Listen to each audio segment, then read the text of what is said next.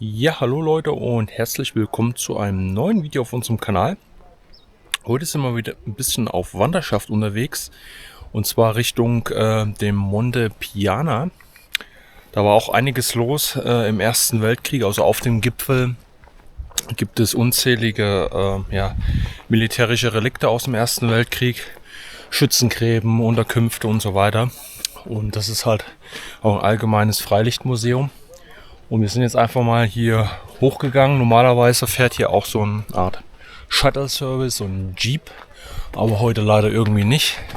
Wir gucken einfach mal, wie weit wir heute hochgehen, weil es ist schon eine knackige Strecke, sage ich jetzt mal. Ansonsten werden wir dann heute bis zum gewissen Punkt machen. Wir haben ja keinen Stress. Und uns das dann einfach vielleicht morgen auch nochmal weiter anschauen. Das ist auf jeden Fall die schöne Aussicht hier aktuell. Das Wetter hat umgeschlagen. Gestern bzw. heute früh war es noch richtig schlecht. Aber jetzt ist alles aufgeklärt. Und man kann jetzt wieder richtig schön die Berge sehen. Wir bewegen uns jetzt hier aktuell auf so einer alten Militärstraße. Könnt ihr hier noch erkennen an den Stein. Und hier ist schon alles abschüssig. Das ist jetzt auch nur noch fußläufig zu erreichen. Und also diese Strecke jetzt hier und die andere Strecke, die ist halt für diesen Shuttle-Service. Die geht parallel dazu hier hoch. Aber ist das nicht schön hier?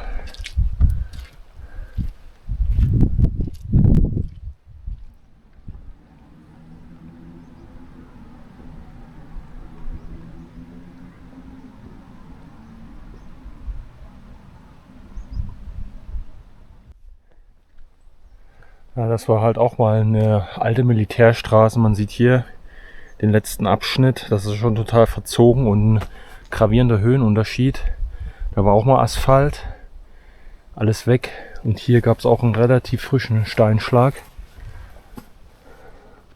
Von da oben. Baum auch noch mit umgestürzt hier. Deshalb ist dieser Bereich nur noch zu Fuß möglich. Hier sieht man auch noch mal den Unterschied. Naja, der Berg ist halt in Bewegung. Ne? Das ist hat ja was mit der Entstehungsgeschichte zu tun. Ne? Die Berge, die erodieren ja irgendwo und verlieren auch immer wieder mehr Masse, mehr Gestein. Es wird ausgewaschen durch Wind und Wetter. Und dann werden halt die Berge auch ein Stück weit immer kleiner.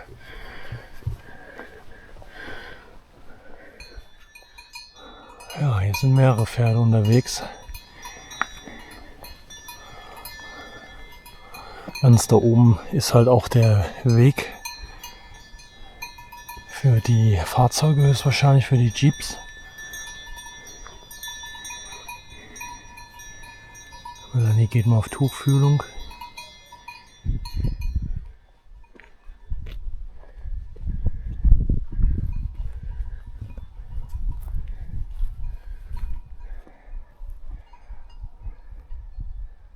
Da unten sind wir gestartet. Ja Leute, was für eine Aussicht. Hier auf der alten Militärstraße. Auf einem Stein, der hier irgendwo runtergekommen ist. Da kommt ein Meller. Und dann haben wir hier die beste Aussicht ever. Jetzt kommen wir hier zu der alten Militärstraße. Also die hier weiterführt.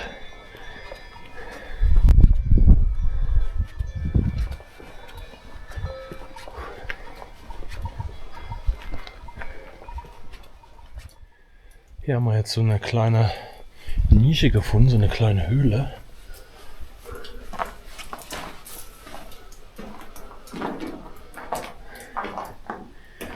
Hier ist irgendwie ein Altar aufgebaut. Pionieri.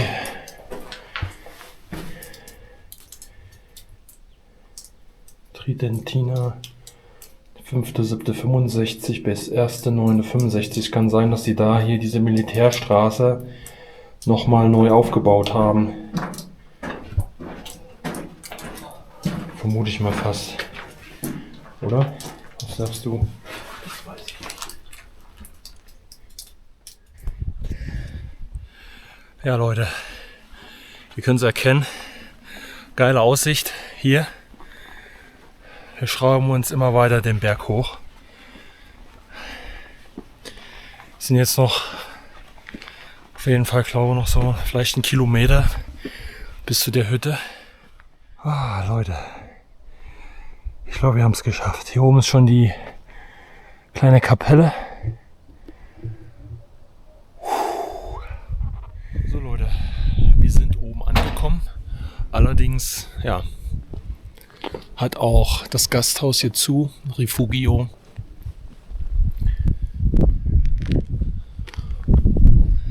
Also keine heiße Schokolade oder ein Kaffee. Ein Kaffee wäre cool gewesen. Aber naja, so ist das halt. Hier nochmal richtig schön die Aussicht. So, hier geht's jetzt zu der Kapelle. Hier sind auch schon einige Personen vermerkt. Gibt es diverse Plaketten, Stabsjäger Rudolf Schwemberger. So, Sergeant Sergeant Augusto Canta. Das sind wahrscheinlich dann auch entweder Personen, die das hier mit errichtet haben oder die vielleicht hier gefallen sind.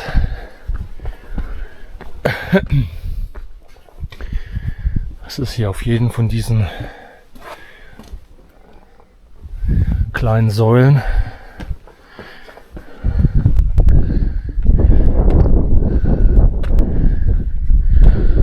Ich denke mal, das ist auch mehr oder weniger so eine Gedenkstätte auch, die hier an den Ersten Weltkrieg erinnert, an die Gebirgskämpfe, an den Gebirgskrieg. Oh, es ist zu kaufen.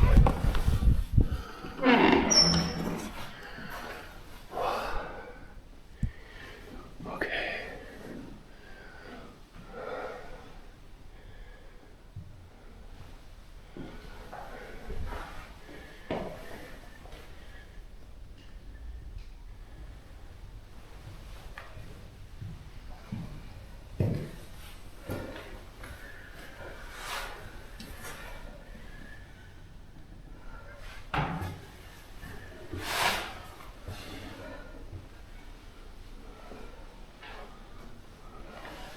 Stimmt, das ist eine Stiftung, die sich hier kümmert, die auch die Gräben und so weiter wieder mit freigeräumt haben und ja, sich um dieses Freilichtmuseum hier auch kümmern.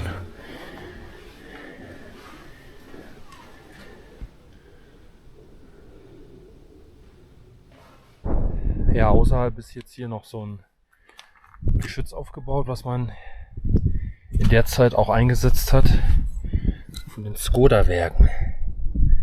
Skoda-Werke AG Pilsen, Fabrikatsnummer 8331. Ja, sowas hat man dann meistens halt auch auseinandergebaut und dann hier hoch befördert.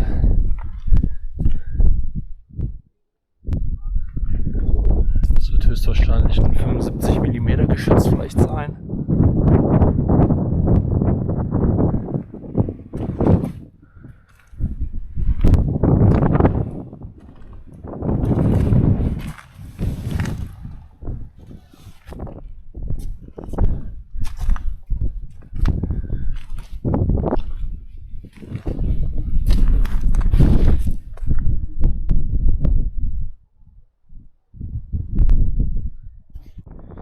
So Leute, jetzt sind wir hier wirklich mitten auf dem Plateau.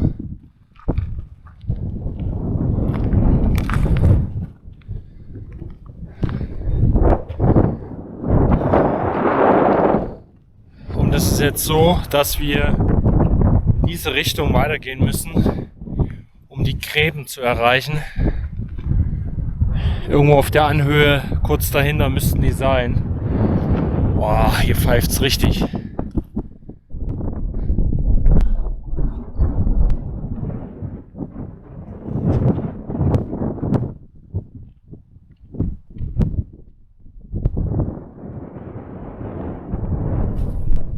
Hier oben könnt ihr auch sehen, dass hier Schnee liegt. Mal gucken, ob das hier wie so eine Art Unterstand ist. Nee. Aber hier wird irgendwas gewesen sein. Hier sind überall die Vertiefungen drin. Aber vielleicht sind jetzt sogar Murmeltiere. Das sieht nämlich ganz danach aus. Aber ich habe noch keins Pfeifen gehört. Ja, hier könnt ihr das ganz gut erkennen. Hier sind noch restliche Hölzer, die der Verein hier gelagert hat. Hier war praktisch wie so eine Baracke, so ein Unterstand. Da könnt ihr auch erkennen, wie das aufgeschichtet ist. Zum Teil nur abgehackt, dass man halt den Platz hat. Und dann zieht sich das hier durch. Im Gebirgskrieg rund um den Monte Piana tobten 1915 erbitterte Kämpfe. Während das Vordringen nach Westen durch die gut gesicherten Stellungen der österreichisch-ungarischen Truppen nahezu unmöglich war, verzögerten die Italiener im Norden die Einnahme des Kreuzbergpasses.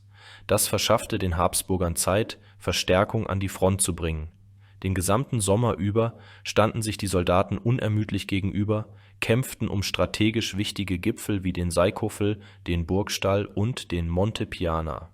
Besonders der Monte Piana, eine historische Grenzlinie zwischen Südtirol und dem Cadore, wurde zum Brennpunkt. Am 7. Juni 1915 nahmen österreichisch-ungarische Truppen den Gipfel ein und befestigten ihn.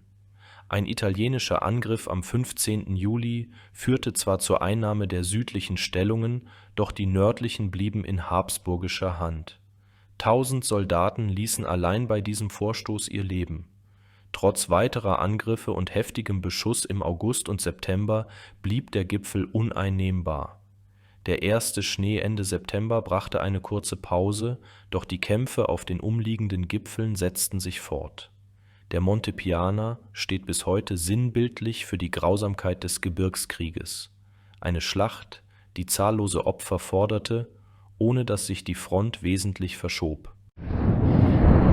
Die meisten der Soldaten, die hier im Gebirgskrieg gekämpft haben, die sind halt auch, also die Toten, sind halt durch Erfrierung, durch das Wetter zu Tode gekommen. Und weniger durch Kampfhandlungen, obwohl die natürlich auch zu etlichen Verlusten beigetragen haben.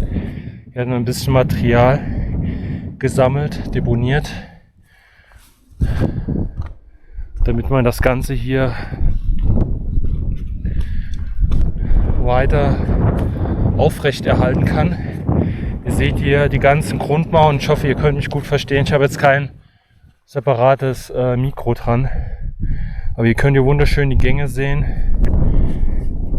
Und diese großen Ausbuchtungen werden halt Unterkünfte gewesen sein. Bereitstellungen.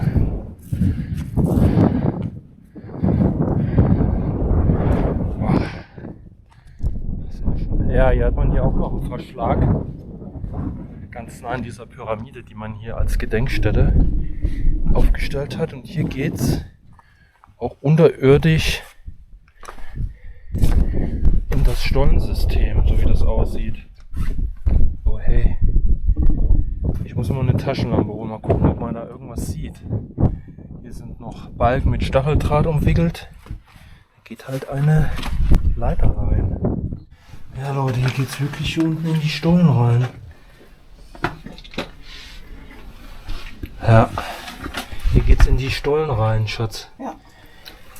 Krass. Also Leute, hier unten geht es jetzt in die Stollen rein, was wir vielleicht gerade eben gelesen hatten.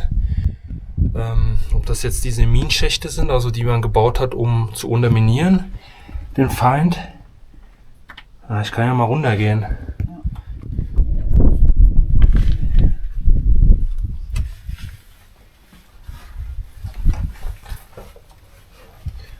So Leute, ich versuche jetzt mal hier eben unten reinzugehen. Ich weiß nicht, wie weit man jetzt hier kommt. Es scheint jetzt halt wirklich so ein Stollen zu sein. den die hier gegraben haben. Krass.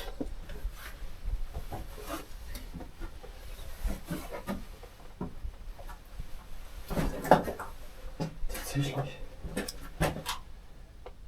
Das ist ein richtiger Stollen. Ja. Ich weiß jetzt nicht, wie weit er geht.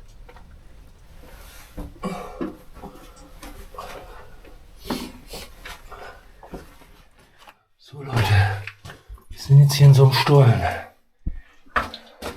Ich weiß nicht, ob der vielleicht nicht weiter zu Ende gebaut wurde. Ob das so ein Minenstollen ist, also wo man dann den Feind unterminiert hat. Da sind ein Haufen Balken drin. Wir können das jetzt gerade sehen hier.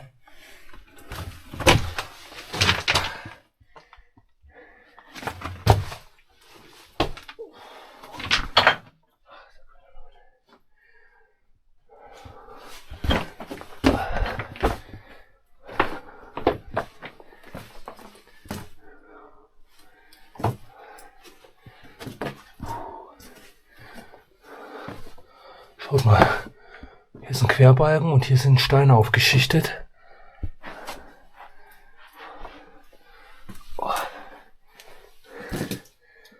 Scheinbar kommt man hier wieder raus, okay. Ich dachte schon, da können wir Melanie mal überraschen.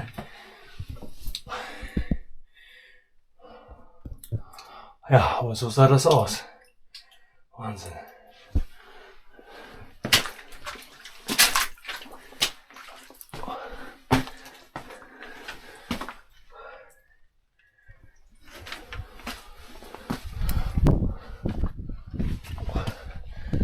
Schwupp, sind wir hier in einer ehemaligen Unterkunft. Und da ist die Pyramide.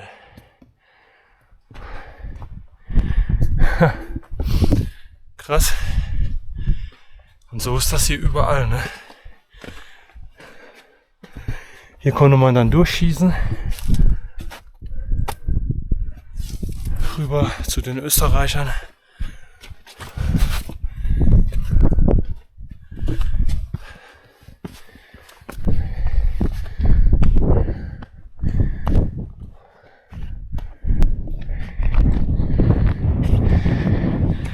Können wir Melanie überraschen.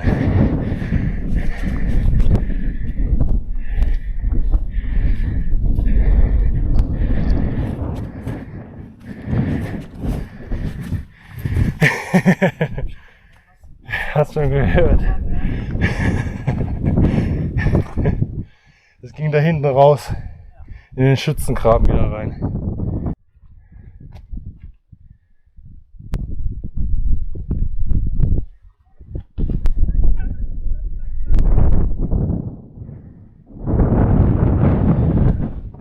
Das halt auch schon sehen hier oben, ne? Wie zerklüftet das Ganze hier ist, durchzogen von Gräben. Also da in diese Richtung sind die Österreicher in Stellung gegangen und hier waren die Italiener. Ja. Unmengen an Laufgräben. Wahnsinn. So, wir gehen jetzt auch nochmal auf das Gipfelkreuz bzw. an das Gipfelkreuz. Also wir sind jetzt hier oben wirklich komplett alleine. Vorhin waren gerade noch ein paar Peoples hier, aber jetzt sind wir komplett alleine hier oben. Das ist schon krass.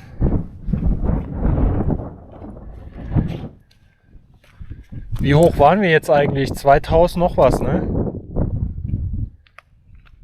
Nein?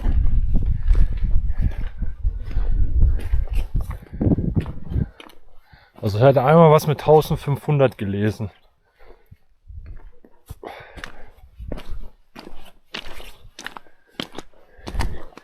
Hier kann man halt auch so einen historischen Rundweg machen. Wir sind aber einfach jetzt mal querfeld eingegangen hier. Oh hey, guck mal, das ist ein Klettersteig hier, glaube ich auch.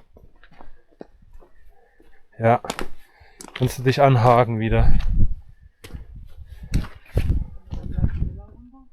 Hier kannst du auch irgendwie rein. Da unten ist eine Höhle, glaube ich. Hier unten. Ja? Okay, Leute. Dann würde ich sagen, dann gehen wir hier einmal in die Höhle rein. Das sieht natürlich krass aus mit der Spalte hier, wo es direkt in den Abgrund geht. Hier das Gipfelkreuz. Okay, versuchen wir es mal.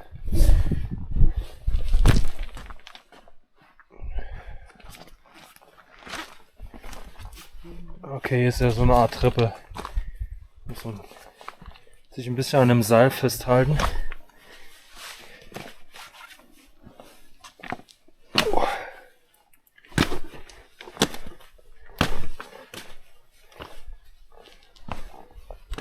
Dann kommen wir hier.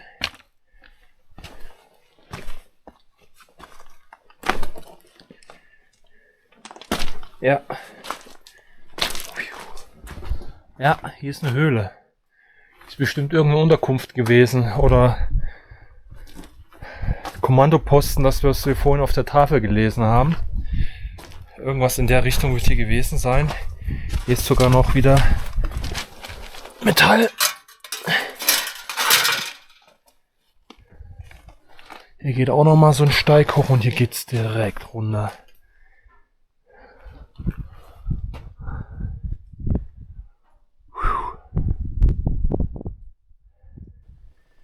Ja, Leute, gucken wir uns das hier mal eben an.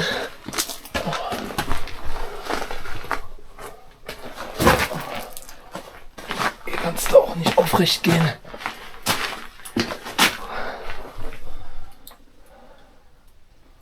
Eine Menge Holz. Pass schön auf den Kopf auf. Niedrigste Gangart wieder hier.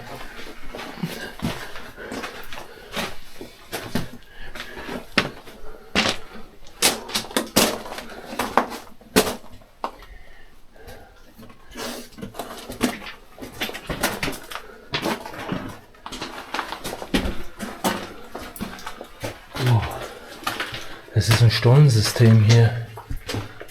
Wir können einmal hier runter oder hier erstmal her. Hier geht es auch schon direkt runter da irgendwie. Also Leute, wir sind hier wieder in so einem Stollensystem, was die hier in die Berge gehauen haben.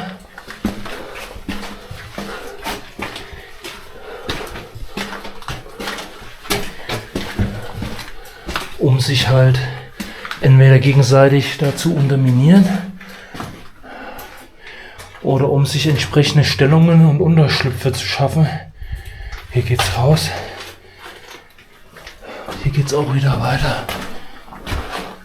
Nach oben.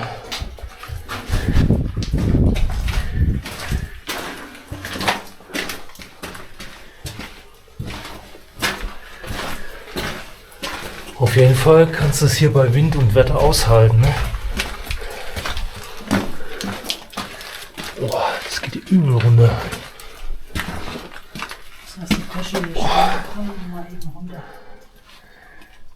Du musst hier oben warten.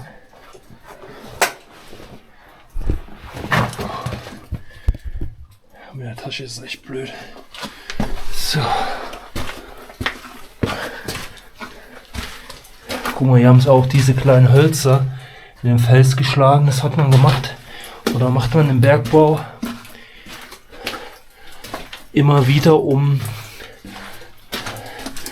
ja, Geräusche dann erzeugen zu lassen vom Gestein. Wenn das Holz anfängt zu quietschen oder Geräusche halt zu machen, dann weiß man, dass jetzt hier bald was passiert mit der Decke, der Firste oder den Wänden. Oh. Junge, geht's ja richtig steil nach unten. Hoffentlich komme ich hier gleich wieder hoch. Aber jetzt wird's richtig schmal da. Ne, ich kriege da nicht durch, aber ich leuchte mal rein.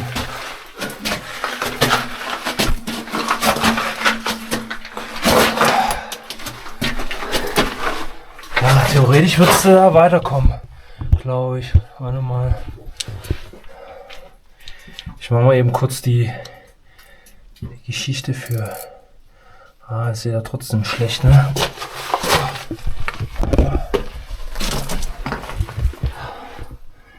Weiß nicht, ob ihr es erkennen könnt. Aus da unten kann man jetzt eigentlich schon noch fast durchkriechen und unten wird es wieder ein bisschen höher, aber dann geht es auch wieder so hoch. Und hier ist nur so eine Kammer. Krass, Leute. Und das haben die hier alles reingehauen. Naja, dieser Tunnel würde jetzt praktisch auch Richtung Österreicher Stellungen gehen. Das könnte halt so für eine Unterminierungsgeschichte sein, dass man dann versucht hat, Minen zu platzieren unter den Stellungen und die dann zu sprengen. Und dann hätte man stürmen können. So hat man das halt dann irgendwann gemacht, um da überhaupt noch irgendwie in dem Grabenkämpfen weiterzukommen. Ja, Leute, ihr habt es gesehen, wir sind da jetzt auch nicht weitergegangen. Ich wette mit euch, das geht hier noch kilometerlang Stollen. Wahrscheinlich teilweise verschüttet, auch viele, die vielleicht noch freigegraben wurden. Wir haben jetzt etliche Abzweigungen gesehen, da ist auch Holz mit drin und zugeschüttet, also geht es da wahrscheinlich noch weiter. Weitere Strecken, aber wir haben heute auch keinen Helm jetzt hier mit dabei und ja, wir müssen halt auch noch 5 Kilometer zurückmarschieren und sowas. Bei sowas verliert man nämlich schnell die Zeit aus den Augen und dann laufen wir.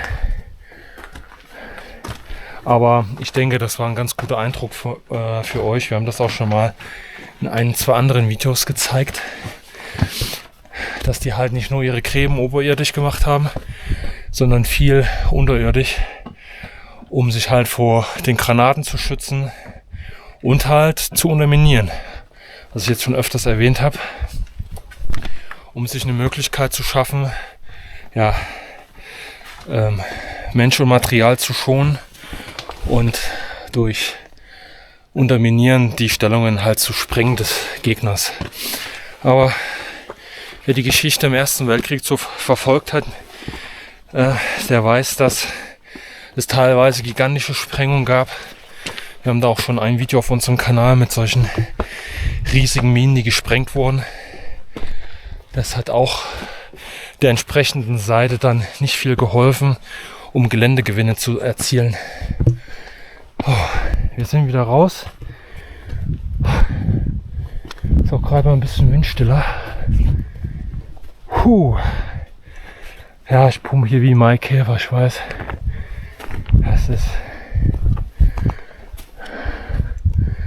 Es ist wie es ist.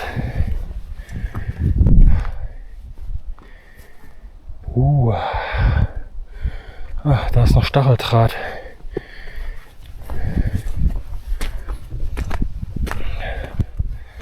Hier habt ihr ja gesehen, kommt dann teilweise so wie da vorn. Vielleicht war das sogar gerade hier eine Möglichkeit, wo wir rausgehen konnten, dass man unterirdisch dann in diesen Gräben und Bereitstellungen landet.